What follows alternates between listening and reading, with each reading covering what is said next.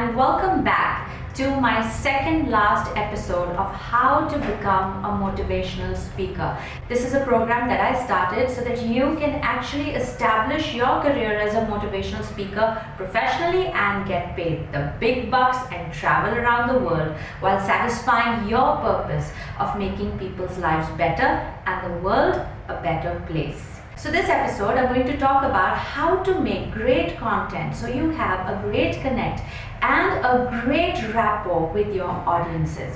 Now, there are many ways to make your content. One of them, the easiest, and that is what most people who are starting out as motivational speakers do, they make their content based on other people's stories, other people's anecdotes. They basically gather their data, input, including the entire step-by-step training format from other speakers and authors. Well, if you're starting out as a motivational speaker, that format may actually be good for you. To be honest, when I started my career as a motivational speaker, I also started with telling stories about other people. You know, I used to give anecdotes of Mahatma Gandhi, of Steve Jobs, of Bill Gates, of Mother Teresa, of Nelson Mandela, and so on. I also used to put in a lot of quotes from other speakers and authors. I read a lot of books and I would make notes about my content and deliver it in my workshops. Now, that is a great format for the start, but it is not a format that will serve you year after year in your career. So anyways, if you're new, well, you might just want to indulge. So let me give you a few tips on how to make great content, borrowing content from other people. Now, let's say you're reading a book.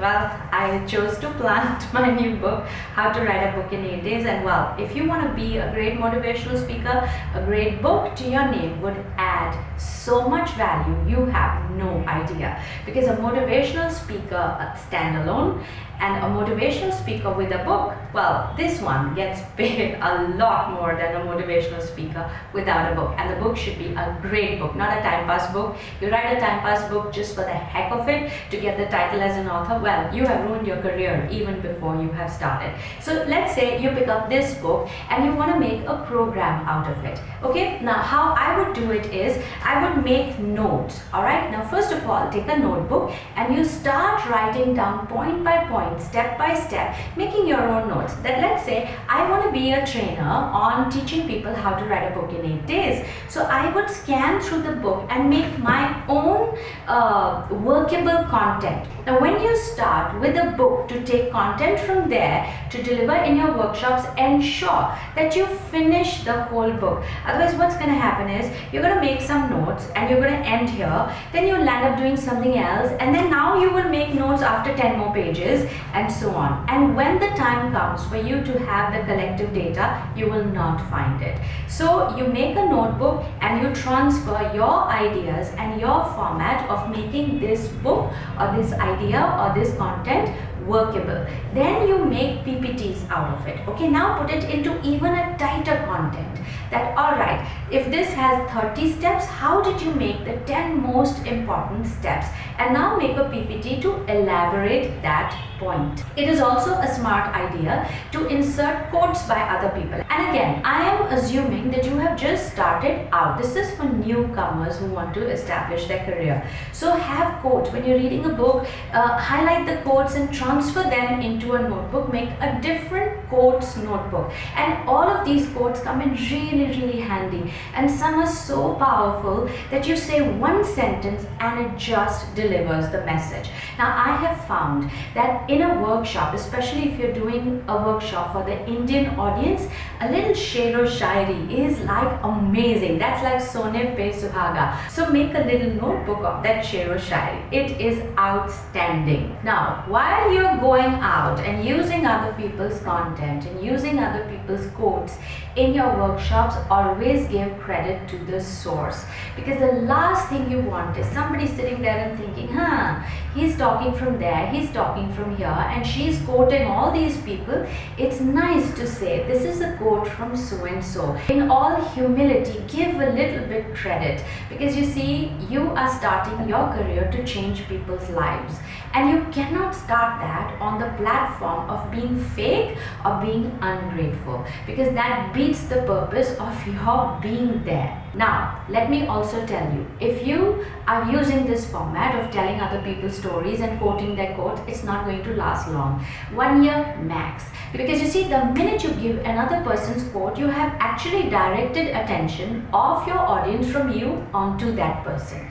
That person that you are quoting from or telling the story of, that person becomes aspirational. So if I'm a part of your audience and you're talking about Oprah Winfrey and giving me this big story, this big inspirational story about Oprah Winfrey or PV Sindhu or Abdul Kalam, guess what? I'm making notes, and when I go home, I'm going to do some more research on these figures, not you. That's why I'm saying this format will not keep you going year after year. The timeline is 1 year max. You can use this format. Now what you have to do, and please, I like to give my opinion, but there are some things I'm going to tell you as a must do.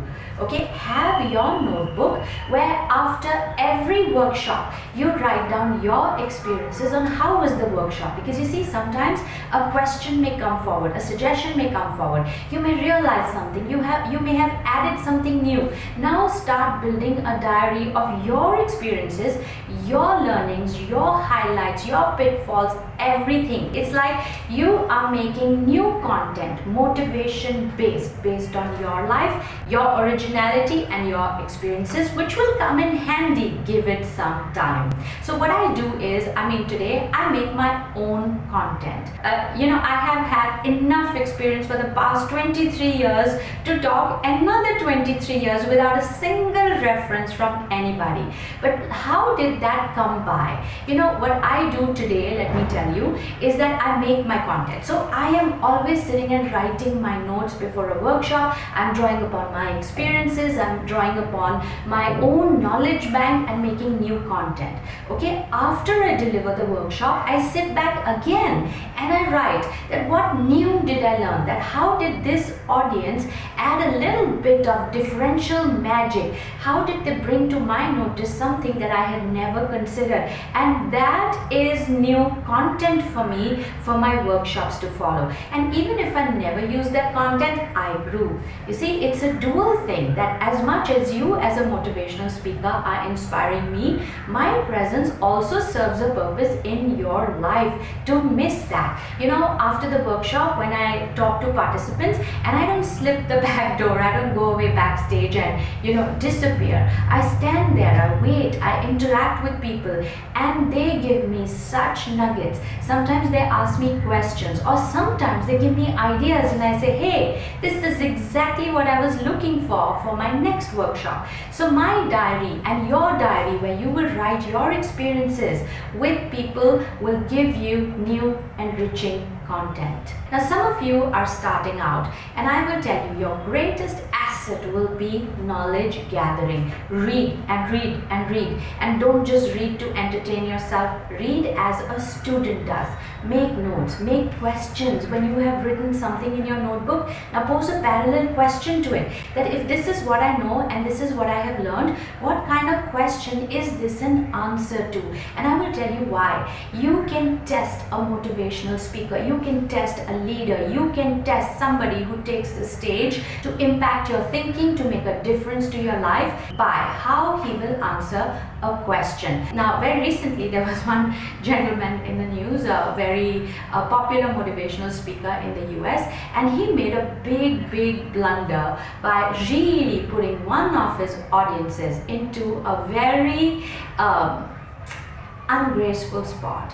And I feel, as a speaker, if I have come there to you with hope and with expectation to make a difference in my life, then you better deliver. Your arrogance to think that I know it all, and who are you to question me, and what do you even know, it will kill your career. It will destroy whatever you have built thus far. If you are expecting that when you walk on stage and the audience applauds for you, oh my God, you owe them. You are indebted to them, because That circle ends when you leave the stage and you get even a louder applause. And from the first one to the last one, it is gratitude, humility, and a sincere, genuine intention to make a difference in somebody's life. It is not a platform to showcase, I know more than you. Who are you? You've done nothing in your life, and I've read so much, and I've spoken to the president, and I've spoken to so and so, and look at my profile. And who are you, by the way? That's it. I mean, if that is what you want to do, you're in the wrong career, boss. Arrogance will destroy you, because that's what arrogance does. It doesn't have favorites. It doesn't spare anybody. And the true test of a motivational speaker comes when somebody asks you a question, because that is when I know who you really are. Because sometimes people are just geniuses in that frame. In that little frame, they've done enough research and they have enough content. And the minute I ask you a question outside of that frame, they're clueless. And you know, the mistake they make is they try to answer this question from that little frame. You're finished. You're just destroyed. Because if my question is out of your frame, then that answer is also out of that frame. And you will have that answer when your circle is much, much larger than that 1 hour content that you have brought for me. Now, I have already said this in my earlier episodes, that your information, your knowledge, your depth of wisdom should be far greater. It should accumulate at least 200, 500, 1000, thousands of hours of content, and you're delivering just one. What that tells me is that if I throw a googly question at you, you will know what to tell me.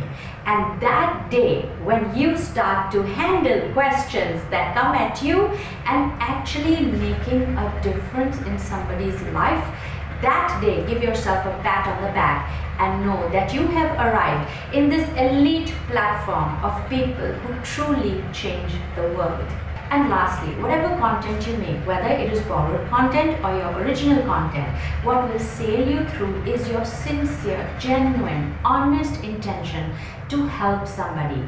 As much as content is king, I feel intention is superior. Even if you're new at this, and even if you just get by telling the tortoise and the hare story, and you do it with utmost sincerity and a compassion to reach out to somebody at his level to help him move a notch higher from where he is, that works, that rocks.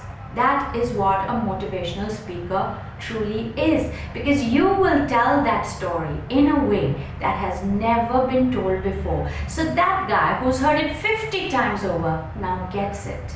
And you, dear friend, you have embarked not just on a journey. I would in Hindi call it, you have embarked on a yatra. A yatra always is to a divine place, and that is where you're heading with your purpose and with your career. Keep it safe, keep yourself grounded, keep yourself humble. No matter how high you reach or no matter what place you start, humility will serve you a long way. Don't undermine the intelligence of the fellow sitting in front of you. He may be well read, he may be more educated, he may have more experience, and he has had the humility to walk into your seminar to be reminded of something he already knows but forgot. Don't underestimate that guy sitting there. He's come with high hopes and expectations, and he's paid you for it. And you, my friend, need to deliver that message to him, even if he's heard it 360th time over, with utmost humility, grace, and sincerity. And to that I say, welcome to the elite league of motivational speakers. May you shine always. I will be back next Wednesday with the last episode of How to Be a Motivational Speaker. Till then, Godspeed.